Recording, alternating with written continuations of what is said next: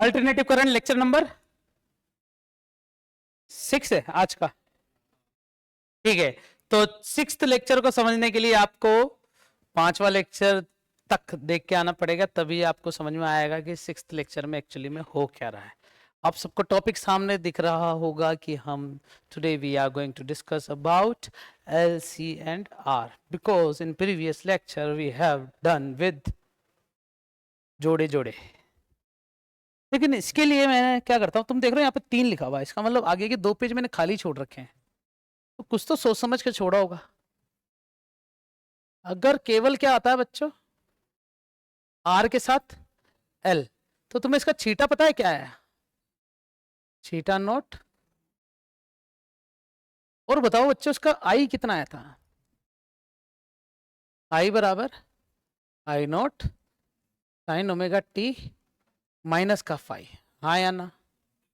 ठीक है, तो जब मैं ये लिख रहा हूं तो मुझे कलर दिख रहा है कि काला है?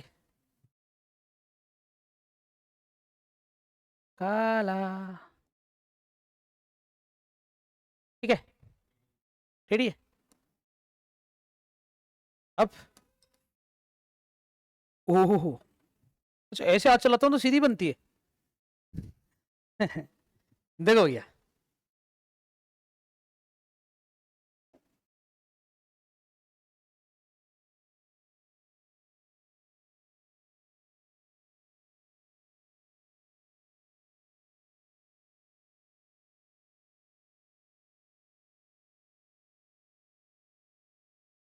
अब सही है बच्चों। ये कौन है पता है तुम्हें? छीटा है। और ये कौन है? आई का ग्राफ कैसे बनेगा कोई बताएगा? कुछ माइनस हो रहा है, माइनस मतलब पीछे से स्टार्ट होगा या आगे से? थोड़ा लेट, लेट मतलब लैग करेगा।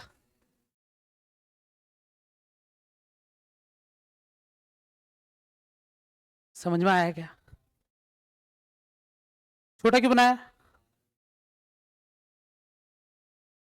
क्या है? आई नोट। ये क्या है? एक बड़ा होता है छोटा होता है, इसे पता क्या बोलते हैं?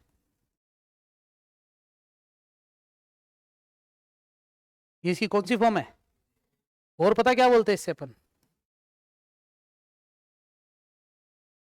Wave diagram. कुछ और लिखवाऊं क्या इसके बारे में? बताओ क्या था?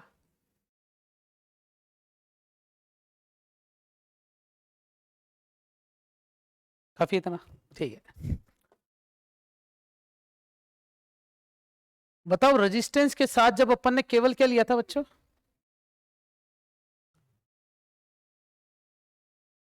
कैपेसिटर लिया था, आर और सी। अब मैं क्या कर रहा हूं पता है? जो भी लेक्चर हो रहा है ना उसको हैंड टू हैंड प्लेलिस्ट में डाल दूंगा। तुम्हारे पास प्लेलिस्ट की लिंक है, लेकिन अनलिस्टेड वीडियोस की प्लेलिस्ट की लिंक है ना, क्योंकि ये वीडियो तो अपन बाद में पब्लिक कर देंगे, अभी नहीं कर रहे हैं। ये मैंने बोल दिया है यार, कोई बात नहीं। तो छीटा बराबर क्या है? Theta naught sine omega T, that is R. इसे वी आर भी बोलते हैं, इसे वी सी भी बोलते हैं ना। आई बताओ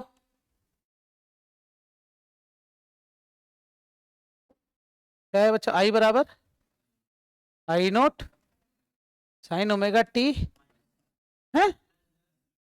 तो माइनस क्यों बोल रहे हो? कटिया गए हो क्या? देखो टेढ़ी बनाते ना तो सीधी बन जाती है, ये तो सीधी है ना। ठीक है, अब अब यस, ये क्या है? थीटा नॉट प्लस फाइव हो रहा है तो क्या होगा?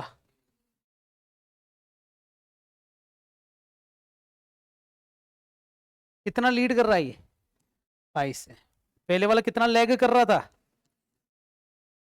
तुम पता है अपन ने इससे पहले भी पढ़ा था, वो ना पाई/2 से आगे और पाई/2 से पीछे थे, तो वो ग्राफ यहां से बनते थे, बिल्कुल बनते थे। ठीक है, तो हमारे पास अब आए थे किस पर? एलसीआर पे बताओ, जब अपन ने जोड़े जोड़े के साथ खेला था तो डायरेक्ट कहां से स्टार्टिंग की थी? फेजर डायग्राम से। तो यहाँ पर भी क्या बनाऊंगा बच्चों, पहले मैं फेजर डायग्राम। अच्छा, इसका फेजर डायग्राम मैं थोड़ा अलग तरीके से बनाना चाहता हूँ, रेडी हो? नहीं यार, सीधी लाइन देखो, टेढ़ी बनाई सीधी बन जाएगी। अब सही है, सीधी सीधी चल दे दो। देखो बच्चों, ये कौन सी डायरेक्शन है अपनी? आई की डायरेक्शन, ठीक है। और ये कौन सा हमारा? वी। बताओ क्या होगा? V V V L, L होगा ना? 90 आ गया ना? अरे पुराने डायग्राम से तो इसका रिजल्टेंट कहां से जा रहा है, दिख गया होगा तुम्हें, ठीक है ना? कलर चेंज होते हैं क्या इनके, देखो क्या? ओह, वीएल को कलर क्या बोलना चाहिए बताओ? हरा बोल देता हूं, तो वीसी को कैपेसिटर बोलेंगे ना? तो कैपेसिटर का कलर कैसा ले लेते हैं अपन? ये लो, ये कैपेसिटर हो गया, ये वीएल हो गया, और ये तो क्या है बच्चों? वीआर है ही। इससे क्या बोल रहे हैं अपन बच्चों?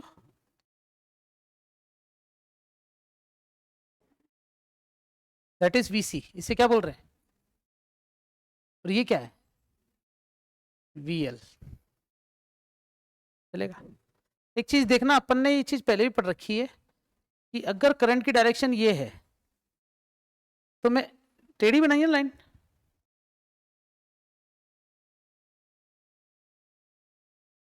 अब सही है।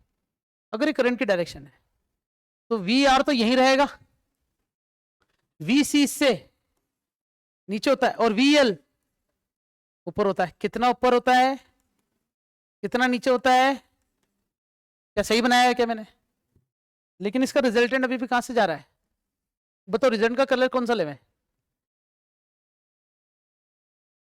ये से रहेगा। क्या तुम इसे छीटा बोल सकते हो क्या? अगर इसको वेक्टर के हिसाब से सोचो, अगर ये वी एल वेक्टर और वी सी वेक्टर है, तो क्या तुम मेरी इस बात पर गौर फरमाओगे क्या कि इस वेक्टर में इसको अगर वी एल माइनस वी सी भी लिख सकता हूं मैं? क्योंकि ये दोनों आपस में एक दूसरे के उल्टे हैं, तो मैं इन दोनों को अगर एक साथ लिखूं, जैसे मान लो ये 20 मीटर होता और ये 10 मीटर होता, ओवरऑल इसको क्या बोलता मैं? 20 मीटर, क्योंकि ऑपोजिट वेक्टर एक दूसरे को काट देते हैं वेक्टर के कंसेप्ट के हिसाब से। लेकिन वी आर तो अभी क्या रहेगा? V R. तो देखो जरा, क्या छीटा समझ में आ रहा है? छीटा बराबर क्या आ रहा है? V R plus V L minus V C. क्या कहते हो? वैसे देखा जाए तो पूरे पूरे पर एक सिंगल वेक्टर होना चाहिए, अलग अलग नहीं दिखना चाहिए। फिर सफेद कलर ले रहा हूं ताकि अच्छा दिखे। थीटा की वैल्यू क्या होती है? आई जेड बराबर I R plus I X L minus I X C. I I I सब कट गया, तो जेड बराबर क्या आएगा? वेक्टर है पर अभी भी है ना, तो जेड बराबर क्या मिल रहा है हमारे पास? R plus X C minus X L minus X C पर वेक्टर। तो जेड का मैग्नीट्यूड कितना आएगा? R square plus XL minus XC का होल स्क्वायर। क्योंकि अगर अलग अलग वेक्टर लगाता ना तो एक्सएल का स्क्वायर अलग होता, एक्सी का स्क्वायर अलग होता, हालांकि वेक्टर है ही नहीं। समझ रहे हो? तो फिर ये का स्क्वायर प्लस ये का स्क्वायर हो रही, इसमें ये दोनों मौजूद है, इसलिए दोनों पर होल स्क्वायर हुआ। वेक्टर नहीं है, ये वेक्टर नहीं है। वेक्टर का कंसेप्ट उठाया तुमने, बोला था। हाँ, बधाई हो बच्चों, क्या मिल चुका है अपन को? मतलब प्रतिबाधा। इसकी भी यूनिट क्या होगी बच्चों? ओम। और क्या क्या निकाल सकते हो तुम ही बताओगे मुझे? इंपिडेंस निकाल दिया अपन ने, क्या निकालेंगे? चलो इसको क्या बोल देते हैं बताओ? और ये पूरा क्या होता है बताओ? Omega T. तो मुझे बताओ बच्चों ये वाला एंगल कितना होगा? ओमेगा टी माइनस का फाइव। तो तुम्हारे दिमाग में एक सवाल ये तो जरूर बन रहा होगा कि सर आपने वीएल में से वीसी माइनस क्यों करा? वीसी में से भी तो वीएल माइनस कर सकते थे। बोलो ना बच्चों, कर सकते थे, लेकिन तुम डायग्राम से देख सकते हो वीएल बड़ा है, वीसी छोटा है। तो मैं जब ये इसका डायग्राम बनाने गया ना, कैसा डायग्राम है ये? तो फेजर डायग्राम। तो फेजर डायग्राम में पहले से ही मैंने बाय डिफॉल्ट मान लिया कि VL is much greater than. तो क्या एलसीआर में एक केस और बन सकता है क्या? वीसी बड़ा हो जाए वीएल से। और तुम्हारे स्कूल में एक ही केस करा होगा तुमने। छोड़ो, स्कूल की बात नहीं करते। जेड आ गया बच्चों ना। अभी जेड से तुम्हें एक ट्राइंगल तो दिख ही रहा होगा।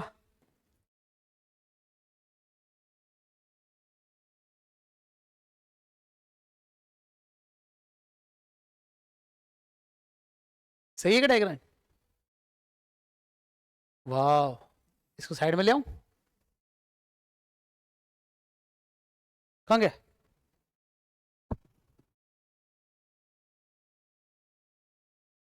बिगड़ गया है तो।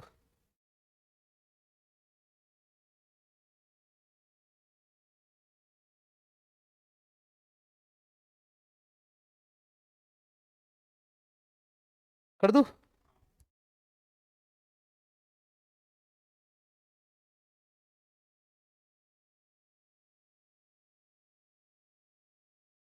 कहां गया? हटाई दो। तो ये दिख जाएगा ना कि स्क्रीनशॉट ले रखा था मैंने डायग्राम। चलो चलेगा, इतना तो क्या है ना। कलर मुझे बहुत पसंद नहीं आया इतना। ये क्या है बच्चों? आइए, ये क्या है बच्चों? VL माइनस, इसे ही क्या बोलेंगे? एक्सएल माइनस, इसे ही क्या बोलेंगे बच्चों? आर, या फिर क्या बोलेंगे? VR। और ये क्या है? थीटा, या फिर क्या बोलेंगे? इंपिडेंस। ट्राइंगल में दोनों पैरामीटर हो सकते हैं। तो क्या तुम ऐसा कह सकते हो कि जो इंपिडेंस आ रहा है वो पाइथागोरस के हिसाब से R square plus XL minus X C B आ रहा है? आया कि समझ में? पाइथागोरस निकाल दिया। यहां से किसकी वैल्यू निकालूंगा बच्चों मैं? 10 फाइव। शायद अब तो ऊपर नीचे हो जाएगा। हाँ अब हो रहा है। तो यहां से 10 फाइव बताओ क्या आ रहा है? Perpendicular upon base. बताओ परपेंडिकुलर क्या हो जाएगा? XL minus XC. बेस कितना है? आर। किसकी वैल्यू मिल रही है बच्चों मुझे? 10 फाइव। इसे अपन क्या बोल सकते हैं बच्चों? Base difference. फिर क्या निकालूं बताओ? Power factor. क्या होता है बच्चों? cos five. क्या होता है? Base upon hypotenuse. बेस कितना? आर। हाइपोटेनियस कितना? जेड। तो आर बटे में क्या आ रहा है बच्चों? जेड का स्क्वायर प्लस एक्सएल माइनस का एक्ससी का। और कुछ बचा हुआ है क्या? है क्या? मैं तुमसे जो सवाल पूछूं वो तो जवाब दे नहीं, तो मेरी गलतियां ढूंढो बस तुम। अब क्या निकालेंगे? और इंस्टेंटेनियस करंट है ना। तो उसके लिए तो अपन नीचे लिख दूं क्या?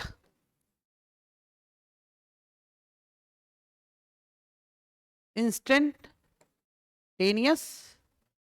करंट कितना आ रहा है? आई। आई बराबर क्या होता है? I naught sine omega T minus five. ये तो तभी पॉसिबल है जब वीएल बढ़ा हो। किससे? मतलब एक्सएल बढ़ा रहा है किससे? गलत कैसे लिख सकता हूं? बोला बड़ा है, लिख दिया माइनस है ना। और एक्सएल भी बड़ा होगा किससे? क्या तुम इसे बोल सकते हैं कि ये मोर इंडक्टिव नेचर का है? मानते हो कि नहीं? का नेचर कैसा है? इंडक्टिव नेचर है। तो तुम इस पूरे डेरिवेशन को रिपीट कर सकते हो क्या बोल के? जब वीसी बड़ा हो वीएल से, तो डायग्राम है ना नीचे बन जाएगा। वीएल भी नीचे आ जाएगा, वीसी माइनस वीएल। तो इसका रिजल्ट बीच में से जाएगा, तो उसमें ओमेगा टी प्लस फाइव हो जाएगा। लेकिन दोनों में से कोई एक ही करना पड़ता, तो तुम यही करोगे ताकि कंफ्यूजन ही ना रहे। स्कूल में भी यही करवाया होगा और अपन भी यहीं पे यही करेंगे। एक्सएल माइनस एक्सी लिखा होगा। तो बताओ एलसीआर कंप्लीट हुआ? समझ में आया तुम्हें? अरे एलसीआर ही तो कंप्लीट हुआ ही है बस। एलसीआर तो इतना सही था। मैंने तुम्हें क्या बोला था? इस चैप्टर का आखिरी टॉपिक तुम्हें ऐसा लगेगा कि क्या हो गया, तुम्हें समझ में भी पूरा आ गया। अगर मैं डायरेक्ट एलसीआर उठाता तो तुम्हें कुछ समझ में नहीं आता। हमने सारे ज्ञान पहले से ही पेल दिए हैं, तो ये सब चीजें एक साथ इकट्ठी हो गई। अच्छा वो दोनों एग्जाम में आया ही नहीं, ये आ गया तो तुम इसको फोड़ सकते हो। क्वेश्चन कैसा आता है इस पर चर्चा करें अपन। देखो आ गए अपने कलर पे वापस। ये कलर अच्छा लगता है ना। हमें ऐसा दे रखा है कि रेजिस्टेंस है, नहीं पहले पहले क्या लिया, इंडक्टर सी।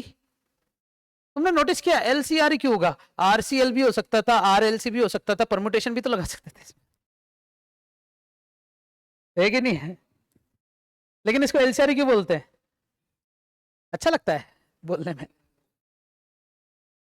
220 साइन ओमेगा टी बराबर क्या दे रखा है हमारे पास, थीटा, दैट इज वोल्ट। ये हमारे पास कितना दे रखा है 20 ओम। ये हमारे पास कितना दे रखा है 5 माइक्रो फेरेड। ये कितना दे रखा है हमारे पास, बोलो बोलो बोलो बोलो, 5 मिली हेनरी। तो ये 20 यहां पर क्या कर रहा है, दिवाली पे आया क्या, पांचों, अब सही है। और बोला कि इसका इंपीडेंस बता दो, क्या बता दो, इंपीडेंस मतलब R square plus XL minus XC का होल स्क्वायर। तो देखते जाओ बच्चों, आर स्क्वायर प्लस, तुम्हें एक्सएल दिया हुआ है क्या, नहीं, तुम्हें omega L minus 1 upon omega C का होल स्क्वायर, उसमें से भी तुम आर स्क्वायर प्लस ओमेगा की वैल्यू कितनी है हमारे पास, दे 100 पाई टी लिख दो इधर, तो ओमेगा कितना आ जाएगा 100 पाई। और हेनरी कितना है 5 मिली मतलब 10 की पावर माइनस का 3 माइनस 1 अपॉन 100 पाई। सी की वैल्यू कितनी है 5 माइक्रो मतलब 10 की पावर माइनस का 6, उसकी भी पावर क्या है बच्चों होल स्क्वायर।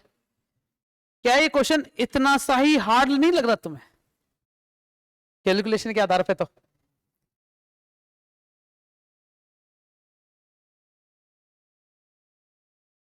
नहीं 2021 का क्वेश्चन है ये, वैल्यू चेंज हो सकती है बस।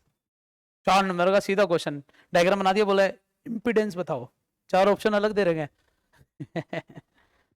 कैलकुलेशन करके निकाल तो सकते थे तुम, मैं नहीं करवा रहा बच्चों, टाइम वेस्ट होगा। Calculation try at your home, है ना। इंपीडेंस हो गया, खत्म हो गई बात। अब एक्चुअली में कहानी कहां से स्टार्ट होती देखना, और कुछ एलसीआर में जो हो सकता है वो क्या हो सकता है, देखता हूँ ना क्या क्या हो सकता है। ये हो गया, जेड हो गया, 10 फाइव निकाल लिया अपन ने, जेड इंपीडेंस निकाल लिया, ये भी निकाल लिया। वेव, इसका वेव डायग्राम भी बना दूं। तुमने देखा छीटा बराबर क्या मिला था, छीटा नॉट साइन ओमेगा टी, जबकि आई कितना मिला था आई नॉट साइन ओमेगा टी, लेकिन माइनस का फाइव, और माइनस फाइव कब आता है जब वी एल बड़ा हो किससे, हाँ, ला ला ला ला ला, बन गया क्या, क्या घास काटा है, कोई बात नहीं, ये ले लोगे क्या, ये और वो डायग्राम सही भी तो है। क्या लगता है तुमसे ऐसा सवाल पूछ सकते हैं कि वेव फ्रंट बना दो इसका, नहीं पूछेंगे। ऑप्शन में ग्राफ बना के देते, बताओ इनमें से कौन सा सही है, पूछेंगे, घुमा के चीजें पूछ लेंगे। कंसेप्ट तुम्हारा बहुत क्लियर है, मैं देख सकता हूँ तुम्हारी आंखों में सच्चाई। तेरी आंखें नहीं दिख रही बेटा, बाल कटवा के आई हो तू। ठीक है, एलसीआर हो गया हमारे पास, तो हम क्या करते हैं,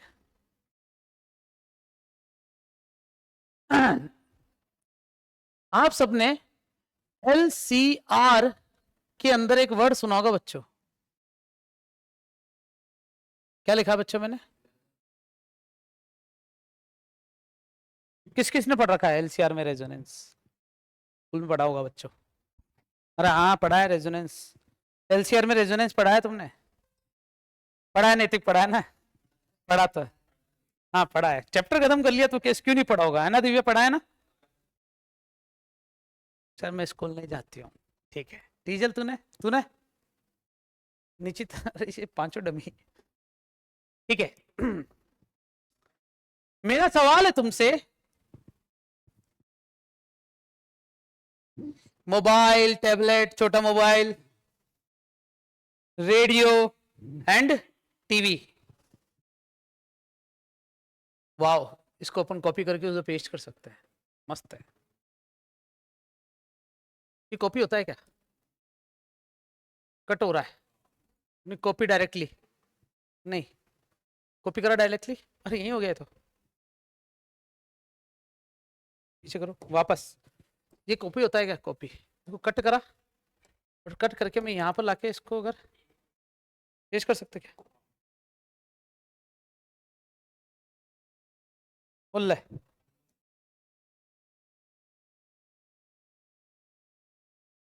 आगे आगे आगे, देखो इसको करा अपन ने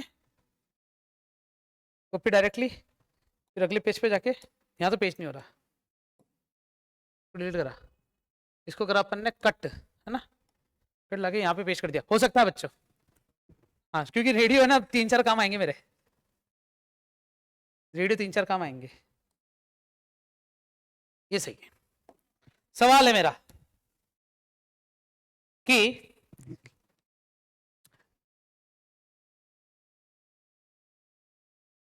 सुना ही होगा तुमने,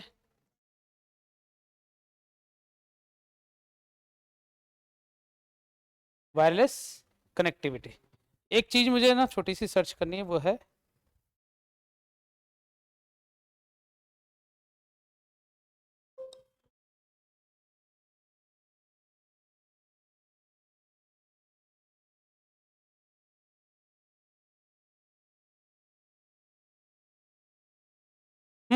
सही, मेरे को क्या नाम देख रहा था बस, नाम है बच्चों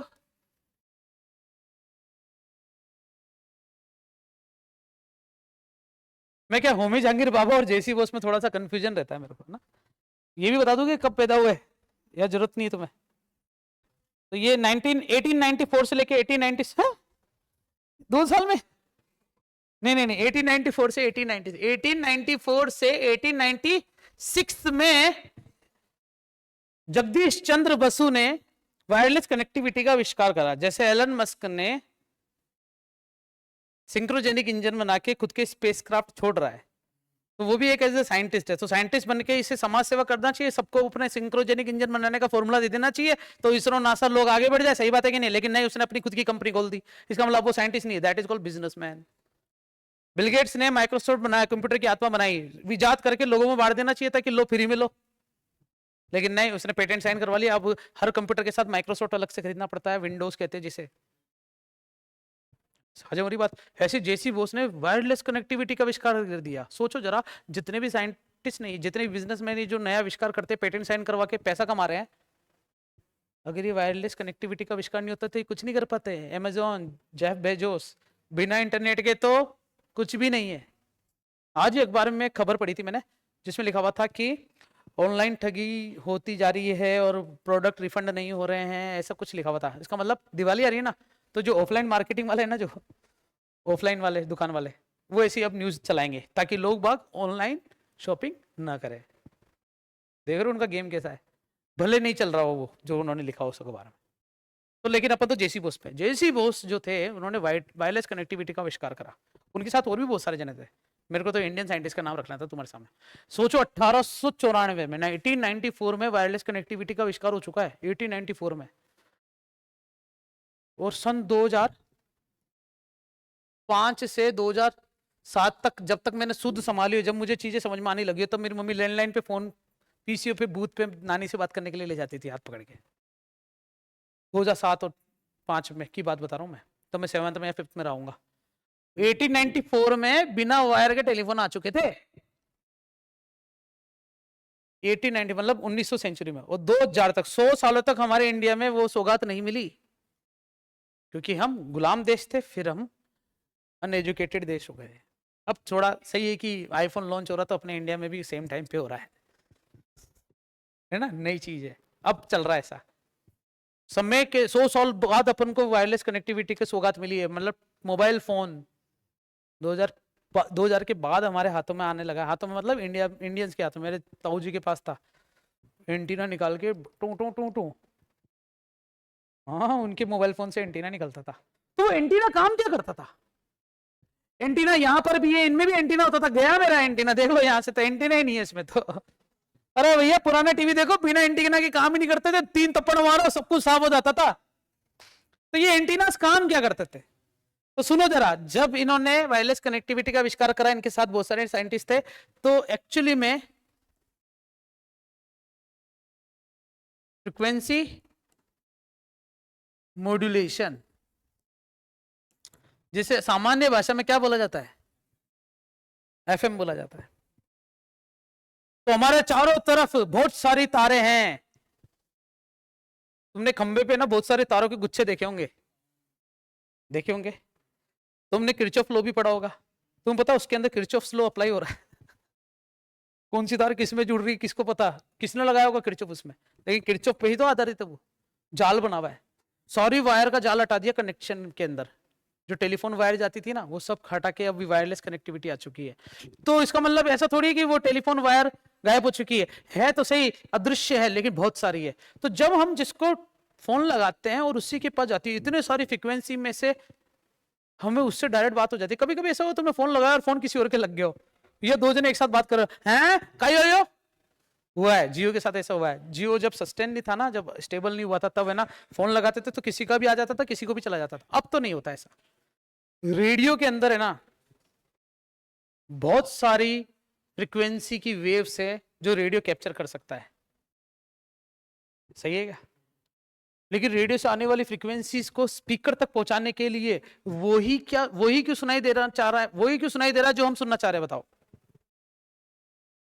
क्योंकि उन सभी फ्रीक्वेंसी को फिल्टर करके, सुनो, चाय पत्ती अदरक वदरक सब मिला के अपन पी थोड़ी जाते हैं, छलनी लगाते हैं पी जाते हैं। तो वो छलनी कौन है इसके अंदर?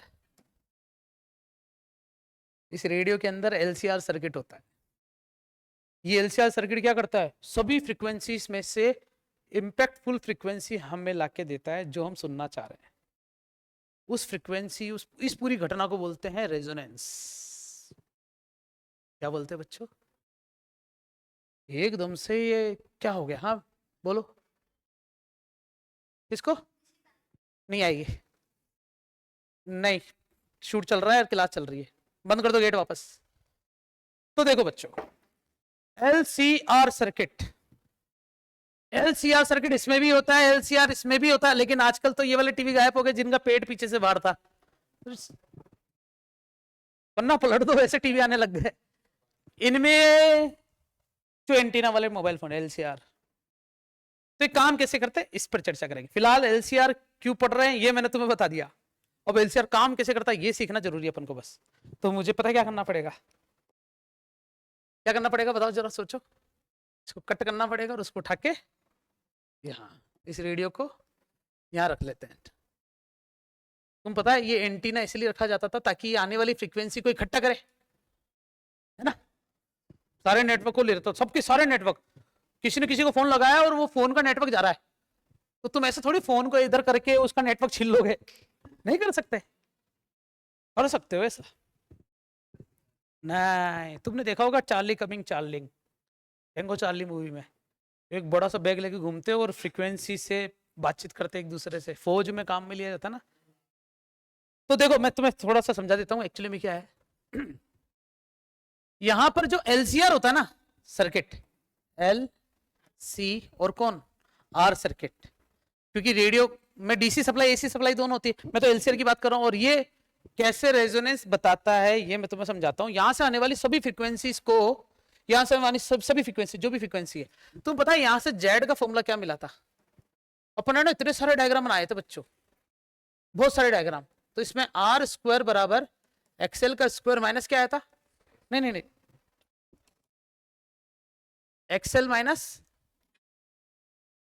एक्सी का होल स्क्वायर, ठीक है? इसका डायग्राम बनाऊं तो मैं कैसे बनेगा पता है? याद करो बच्चों, ऐसा डायग्राम बनाया था। इसमें से ये तो आर था और ये क्या था? जेड। ये डायग्राम अपने लास्ट वाली क्लास में देखा था। 3 डायग्राम देखे थे, याद करो। एक था ऐसा, एक था ऐसा और एक था ऐसा। ऐसा कब था? जब एल और सी दोनों जुड़े हुए थे, याद है? मैंने इसलिए पढ़ाया था ही नहीं इसलिए उसमें, लेकिन पढ़ा दिया तो काम आ रहा। इसे पता क्या बोलते हैं? ये वो जेड की कंडीशन है जिसमें जेड पता है क्या आ रहा है, वो भी कितना आ रहा है? केवल किसके बराबर है? अब मुझे बताओ जेड मिनिमम मतलब आर के बराबर आएगा कैसे? जब ये पूरा क्या हो जाए तभी तो जेड मिनिमम क्या मिलेगा मुझे, कितना? आर। क्या तुम इस पूरे को ऐसा बोल सकते हो कि ये प्योर जो है रजिस्टिव वाला सर्किट हो गया, हाँ या ना?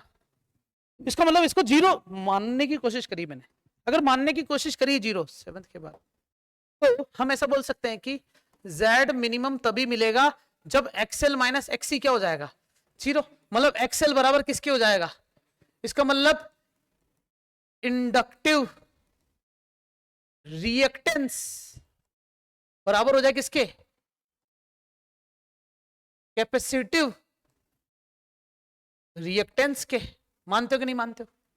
इसका मतलब ओमेगा L बराबर हो जाना चाहिए किसके, ओमेगा C। इसका मतलब ओमेगा स्क्वायर बराबर हो जाना किसके, L नीचे ओमेगा पर, मतलब ओमेगा बराबर हो जाना चाहिए कि रूट के अंदर। अब ओमेगा की वैल्यू होती है 2 पाई f, तो f की वैल्यू क्या है बताओ बच्चों मुझे पास, बोलो। 1 में 2 पाई रूट में LC, सही है क्या? 1 में 2 पाई रूट में LC। ये जो फ्रीक्वेंसी है इसे अपन क्या बोलते हैं, रेजोनेंस फ्रीक्वेंसी। क्या बोलते हैं बच्चों, रेजोनेंस फ्रीक्वेंसी। इसका डायग्राम देखना रेजोनेंस फ्रीक्वेंसी का, सीधी लाइन सीधी लाइन, और ये डायग्राम कुछ ऐसा बना जिसमें ये F है और ये क्या है, सॉरी उल्टा हो गया, ये डायग्राम कुछ ऐसा बना। अब ये डायग्राम किस आधार पे बना रहा हूं, चलो मैं ना पहले अब पहले कुछ छोटी मोटी चीजें समझा देता हूं ना। अच्छा पूरे ही सेलेक्ट हो गया क्या, आप यहीं रहो है ना, क्या से कुछ था क्या गायब? वाह, कैसे रहना दो उसको, इधर आओ।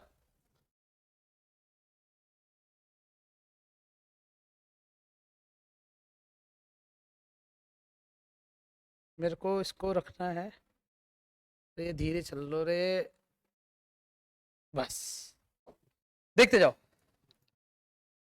आई कितना मिलेगा ये मुझे चेक करना है। याद करो बच्चों, आई नोट की वैल्यू क्या थी, थीटा नोट बटे जेड। आई नोट बराबर क्या था, थीटा नोट बटे R square plus XL minus XC का होल स्क्वायर गुड। मैंने बोला कि एक्सएल माइनस एक्सी पूरा क्या है, इसका मतलब आई नोट में थीटा नोट बटे आर स्क्वायर हो गया क्या, इसका मतलब आई नोट में थीटा नोट बटे क्या हो गया, आर। तो तुम कह सकते हो कि जेड क्या हो चुका है, इसका मतलब जेड क्या हो चुका है, अब जेड मिनिमम, अगर ये कम हो गया तो आई क्या हो चुका है, मैक्सिमम। और वो मैक्सिमम कितना हुआ, सही है क्या? अब आई मैक्सिमम मिला तो मैं अगर इसके बीच का क्या बनाऊं बच्चों ग्राफ, तो यहां पर सीधा यहां पर सीधा, और किस किस के बीच में ग्राफ है, ये फ्रीक्वेंसी लाइन और ये करंट की लाइन, तो इसमें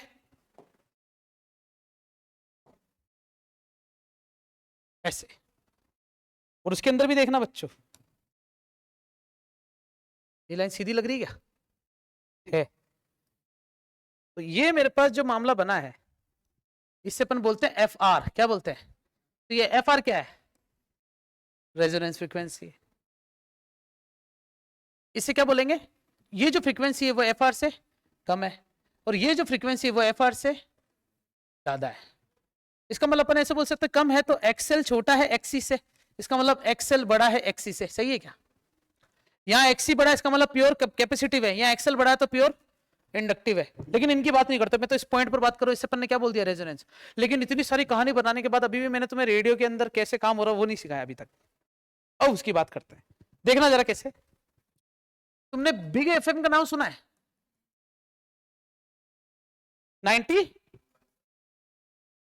92.7 बिग एफएम सुना होगा नाम।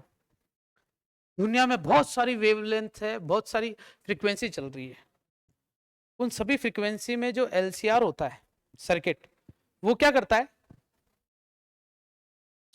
92.7 पर लाके अटका देगा रेजोनेंस पर। और इस रेजोनेंस पे करंट कितना मिलता है बच्चों, मैक्सिमम करंट मैक्सिमम मिलता है। इसका मतलब आने वाला जो फ्रीक्वेंसी सिग्नल होता ना, उसको उस सिग्नल को ये चेंज कर देता है मैक्सिमम करंट में। तो स्पीकर के पास उस वायर से मैक्सिमम करंट जाना चाहिए, तो वो जो मैक्सिमम करंट जाएगा वो किसको लेके जाएगा, केवल और केवल इस फ्रीक्वेंसी को, और इस फ्रीक्वेंसी को लेके जाएगा। इसलिए स्पीकर में क्या सुनाई देगा केवल हमें, 92.7 बिग एफएम की बातें। इसका मतलब बाकी नहीं सुनाई देगा, क्या देगा, लेकिन इसकी आवाज इतनी तेज होगी कि वो धीरे सुनाई देगा। मेरे पापा के पास रेडियो अभी भी है। पापा सुबह सुबह रेडियो के अंदर है ना, रात को तो चांदनी रात है, वो सुबह आकाशवाणी, और आकाशवाणी के साथ साथ है ना वो बोलते ना आज के मुख्य समाचार है कि आज ये होगा, आज ये होगा, ये, और पीछे से धीरे धीरे आवाज आ रही होती है। तो उस आवाज को दूर करने के लिए क्या कर देते पापा उसको थोड़ा सा तो घुमाने का काम क्या होता बताता हूं मैं तुम्हें। ये जो ग्राफ है ना, ये यहां था, यहां था ना, तो सुनो एक्सेल बड़ा है, तो एक्सेल को तुम्हें कम करना पड़ेगा, कैपेसिटर को बढ़ाना पड़ेगा, तभी तो ये ग्राफ इधर आएगा। तो कैपेसिटर बढ़ता कैसे, सुनना, ये तुम रेडियो देख रहे हो, इस रेडियो में ना ऐसे छोटे छोटे गोले होते हैं, एक को घुमाते हैं ना तो आवाज थोड़ी कम तेज होती, आवाज नहीं सॉरी फ्रीक्वेंसी मैच होती थोड़ी। तो जैसे अपन उसको घुमाते हैं ना थोड़ा सा, ये रोलर को, इसको वापस उठा रहा हूं और इसको उठा के कहां रखूंगा बताओ, तो कर देता हूं कट, और इसको उठा के लेके आता हूं यहां पर, पेस्ट कर दूंगी इधर, थोड़ा छोटा कर देते हैं। देखना जरा बच्चों, इसके अंदर ये जो रोलर होते हैं जिसको घुमाने लायक होते हैं, ये तो इसको घुमाते हैं ना, तो इससे पता होता क्या है, इससे कैपेसिटर एडजस्ट होता है। एडजस्ट मतलब समझ रहे हो, ये कैपेसिटर है, जैसे इसको घुमाओगे तो कैपेसिटर की प्लेट आगे पीछे होगी। तुम्हें पता है कैपेसिटर की प्लेट आगे पीछे करने से कैपेसिटर में वेरी होता है, कैसे, C बराबर A एप्सिलॉन नॉट अपॉन में D, D कम करोगे तो C बढ़ेगा, D बढ़ाओगे तो C घटेगा। अब तुम्हें बताओ इसके अंदर C बढ़ाना था या घटाना था, सुनो ये यहां था, अच्छा इसमें पापा साइंस लगाते हैं कि रोज ऐसे देखते हैं क्या यार इसमें कैपेसिटर थोड़ा इधर कर देता ना, वो तो आवाज इधर ऐसे घुमाते ना, जब अपन ऐसे घुमा दिया अपन ने, तो घुमाने से क्या हुआ कि एकदम से गाना आ जाता है, रुक जाते हैं अपन, फिर थोड़ा सा फिर भी आवाज थोड़ी चल रही होती है, उस पर गाना चल रहा होता है, चल छाइया चिंग, लेकिन लेकिन वो जो रोलर अपन घुमा रहे हैं, जो स्विच हम गोल घुमा रहे हैं, रेगुलेटर जो घुमा रहे हैं, वो एक्चुअली में कैपेसिटर की प्लेटों को रेगुलेट कर रहा है, एडजस्ट कर रहा है, जिससे कैपेसिटर या तो बढ़ेगा या घटेगा। अगर मुझे यहाँ पे कैपेसिटर को बढ़ाना है तो मैं राइट या लेफ्ट घुमा के अगर कैपेसिटर बढ़ सकता है तो कैपेसिटर बढ़ाएंगे और ऑटोमेटिकली ये रेजोनेंस फ्रीक्वेंसी पे आ जाएगा, इसका पूरा का पूरा पीक करंट कहां पहुंच जाएगा 92.7। अच्छा 93 नहीं, माई एफएम को बताओ, माई एफएम को बताओ है, माई एफएम का कितना है 92.7, माई 90 नहीं, अरे यार बिग एफएम 92.7 है क्या, और माई एफएम रेडियो मिर्ची बताओ 104, 100 108 ले लेते, 108.21 है ना, चलेगा 108। इसका मतलब तुम्हें क्या करना पड़ेगा बताओ, तुम्हें कैपेसिटर बढ़ाना है या घटाना, क्योंकि भैया सुनो कैपेसिटर को एडजस्ट किया जा सकता है, इंडक्टर को नहीं कर सकते। इंडक्टर को कैसे एडजस्ट करेंगे, कोयल बनानी पड़ेगी यार, नेटवर्क नहीं आ रहा, चल ठीक है इसमें कोयल डाल देता हूँ थोड़ी, अरे नेटवर्क ज्यादा आ रहा है कोयल घटा देता हूँ, ऐसा करते हैं क्या, नहीं। सबसे पहला काम है ना, रेगुलेटर करने से पहले एंटीना बाहर निकाला जाता है, एंटीने को बोलते कि जा इकट्ठा करके ला, सारा कचरा तो लिया बाकी बीन मैं लूंगा समझ गए।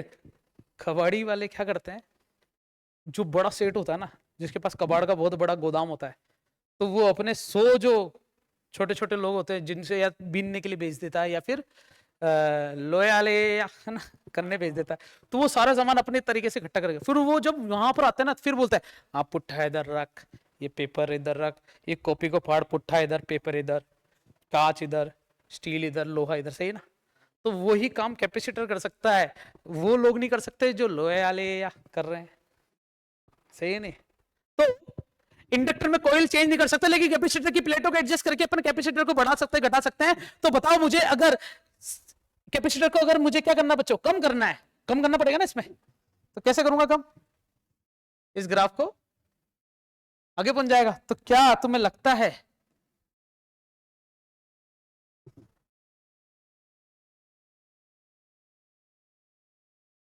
इसने अपनी मैक्सिमम करंट कहां तक पहुंचा दिया, 108 तक, इसका मतलब 108 की फ्रीक्वेंसी में मैक्सिमम करंट में चेंज कर देगा। एक्चुअली में क्या होता है, डिजिटल सिग्नल को एनालॉग में चेंज करना पड़ता है, एनालॉग को इलेक्ट्रिकल सिग्नल पे चेंज होता है, इलेक्ट्रिकल सिग्नल स्पीकर पे जाता है, स्पीकर से साउंड एनर्जी बनती है।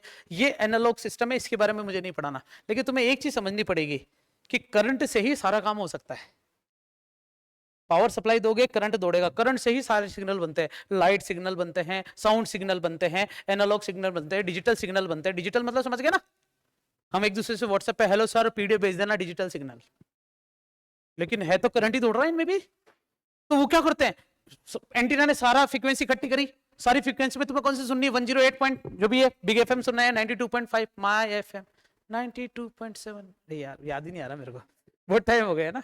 तो उस फ्रीक्वेंसी को अगर तुम्हें सुनना है तो तुम क्या करोगे, उसके कैपेसिटर को, अब तुम वहां पर कैपेसिटर थोड़ी सी, तुम तो रेगुलेटर को घुमाओगे और वो प्लेट एडजस्ट करके सी को बढ़ाएगा घटाएगा और तुम्हारी पूरी फ्रीक्वेंसी को रेजोनेंस बना के मैक्सिमम करंट तक पहुंचा देगा, और उस मैक्सिमम करंट की वजह से ही तुम्हारे पास स्पीकर में सुनाई देगा। क्या तुम मानते हो कि बाकी फ्रीक्वेंसी गायब हो गई? नहीं हुई है, देख रहे हो, क्या तुम देख रहे हो अभी भी 92.7 इसकी लाइन पर है, इसका मतलब स्पीकर में इसकी भी आवाज मौजूद है, लेकिन इतनी नेगलेक्ट है कि इसकी फ्रीक्वेंसी बहुत ज्यादा है और यही सुनाई दे रहा है मुझे। अब एग्जाम में ये तो आएगा ही नहीं भैया कि रेडियो चलाओ ये चलाओ, लेकिन बच्चों तुम्हारी एनसीईआरटी में एक छोटा सा सेक्शन लिखा हुआ है, जो मैंने तुम्हें भी बताया ना, एनसीईआरटी में एक छोटा सा पैराग्राफ लिखा हुआ है इस बारे में, उसका मतलब इंपॉर्टेंट है ये थ्योरी पूरी, समझ गए क्या? अब मैंने रेजोनेंस जो पढ़ाया वो तो खत्म हो चुका है, ये ना रेजोनेंस तो इतना ही था भैया। रेजोनेंस में होता क्या एक्चुअली में कि ना, पहले मैंने बताया ये ऐसा है, रेजोनेंस में एक्चुअली में जेड को मिनिमम करना था। जेड मिनिमम करना का मतलब होता है एक्सएल और एक्सी को गायब कर दो, इन दोनों की फ्रीक्वेंसी को मैच करवा दो। एक्सएल और एक्सी की फ्रीक्वेंसी को क्या करवा दो बच्चों, मैच। दिख रहा है कि ये वो पॉइंट है जहां पर एक्सएल और एक्सी की फ्रीक्वेंसी क्या हो रही है, मैच हो रही है, और दोनों को बराबर करके फाइनल फ्रीक्वेंसी मिलती है जिसे बोलते हैं मैक्सिमम करंट और मिनिमम इंपीडेंस। और मिनिमम इंपीडेंस का मतलब होता है प्योर रेजिस्टिव। अब ये पूरी कहानी के अंदर मैंने कुछ रेजोनेंस के बारे में कुछ लिखा है तुम्हारे लिए। पहली लाइन, जो भी थ्योरी, क्योंकि ये थ्योरेटिकल टॉपिक है, फॉर्मूला तो बहुत छोटा था इसका, वो सभी चीजों के अंदर देखना, characteristics of the resonant circuit, मतलब एलसीआर के अंदर। पहला क्या है, resonance occur in the LCR circuit when XL बराबर एक्सी, अजब होगी बात। फिर रेजोनेंट फ्रीक्वेंसी एफ आर हमेशा किसके बराबर होता है, 1/2 पाई रूट में एल सी। फिर एक और लिख दो इसका फॉर्मूला, ओमेगा आर भी तो होता होगा, ओमेगा आर कोणीय एंगुलर फ्रीक्वेंसी और ये linear frequency. The impedance is, और क्या होता है वो भी लिख दो फॉर्मूला, जेड क्या होना चाहिए मिनिमम, वो भी किसके बराबर, आर के। अच्छा मुझे बताओ कि अगर प्योर रेजिस्टिव हो गया, एलसीआर सर्किट प्योर रेजिस्टिव होगा तो वो पावर कंज्यूम करेगा,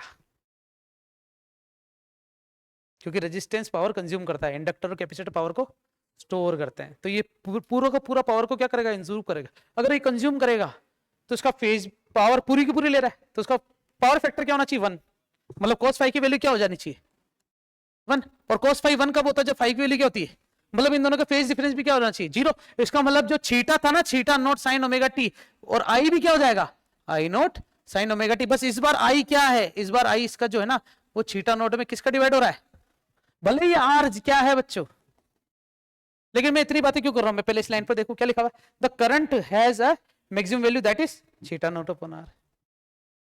सही है क्या, 4 पॉइंट समझ में आए, 5 पॉइंट क्या लिखा हुआ है, the power dissipate in this circuit is maximum, है ना, मैक्सिमम पावर डिसिपेट करेगा।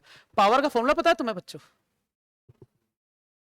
याद करो, थीटा आर एम एस का square upon R, I R M S R, वही रेजिस्टेंस वाला उठा लिया फॉर्मूला, ये मैंने ड्राइव नहीं करवा रहा, रेजिस्टेंस वाला देखना, यही फॉर्मूला आया था। The current is in phase with the voltage, current किस फेज के होता है, वोल्टेज फेज का होता है। कैसे पता चला, ये देखो कितना खतरनाक लिखा है मैंने,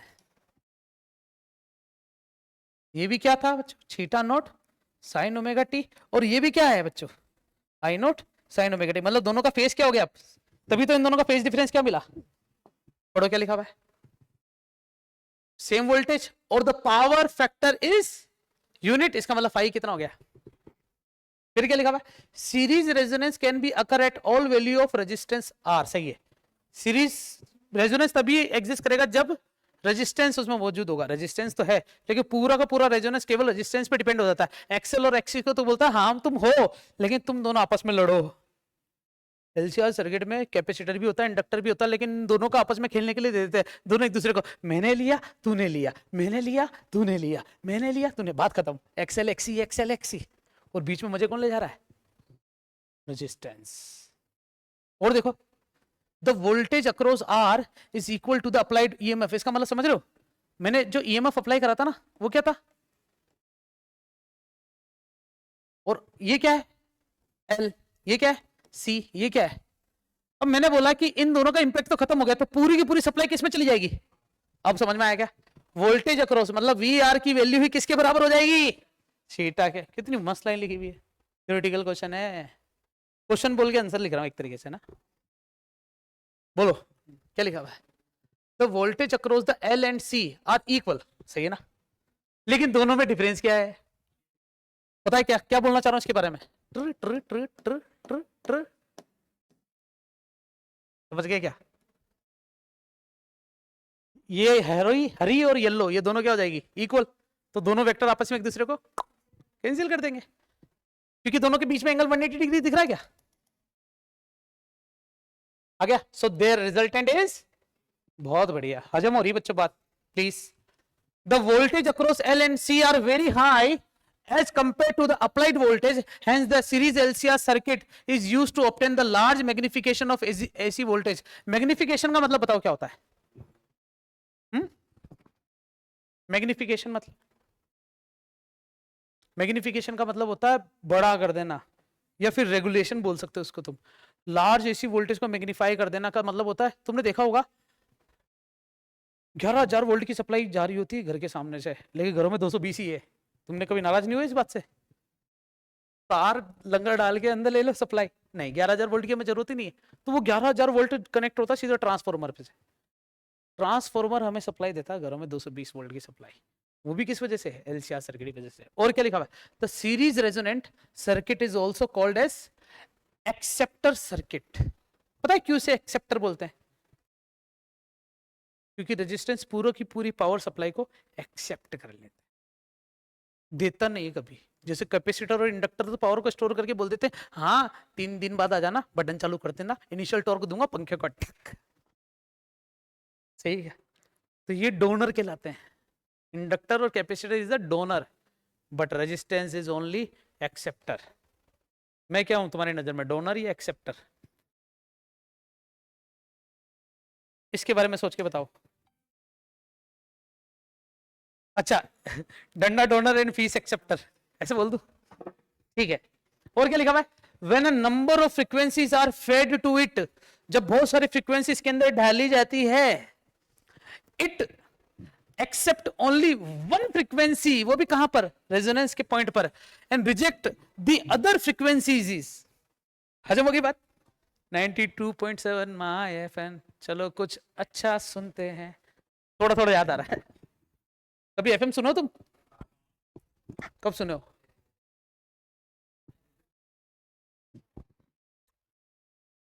हम जिस कारखाने में काम करते थे ना, वहाँ एफएम चलते थे बस, है ना।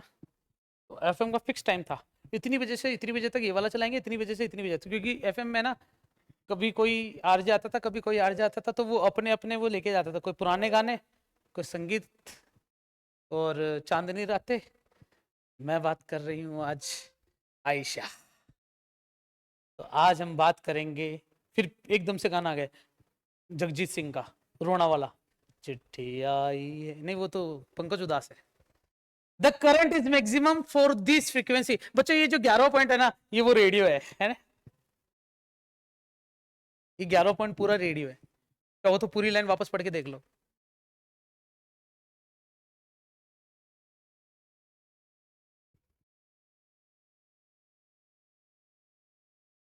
फेड मतलब खिलाना, फेड टू इट मतलब बहुत सारी फ्रीक्वेंसी को अगर किसी एंटीना को फेड करते ना, तो वो केवल जैसे हमारे गली के भी जो डॉग है ना, उनको भी हम है ना बुला तो लेते हैं, इतनी मैं चौथी मंजिल से भी बुलाऊंगा ना उनको, तो वो बिल्कुल भागते भागते आ जाएंगे। फिर मैंने कुछ फेंक दिया जैसे ना, रोटी दे दी, चावल दे दी, आएंगे सूख के चले जाएंगे। लेकिन बुधवार को और संडे को तो फिक्स है उनका भैया कि आज तो बोटी मिलेगी, बिना बुलाए तैयार बैठे रहते नीचे, करने की जरूरत ही नहीं पड़ती। तो इसका मतलब उस समय उनकी फ्रीक्वेंसी रेजोनेंसी कब होती है, रेजोनेंस फ्रीक्वेंसी कब हो जाती है उनकी, बुधवार को, और या फिर उनको पता चल गया कि आज तो खुशबू आ रही है, 10 बजे तक वेट करते हैं। चलो चलो ठीक है। Power in AC circuit chapter खत्म हो चुका है। एलसीआर का रेजोनेंस भी करवा दिया, एलसीआर भी कंप्लीट हो गया। एलसीआर के न्यूमेरिकल जरूर ट्राई करना। मैंने तुम्हें क्या बोला था, कुछ कुछ टॉपिक है जो आखिरी में आएंगे वो तुम्हें पहले ही पढ़ा रहा हूं, जैसे कि पावर। मैंने तुम्हें पावर देखो बच्चा, थीटा बराबर क्या होता है, थीटा नॉट, और आई बराबर क्या होता है,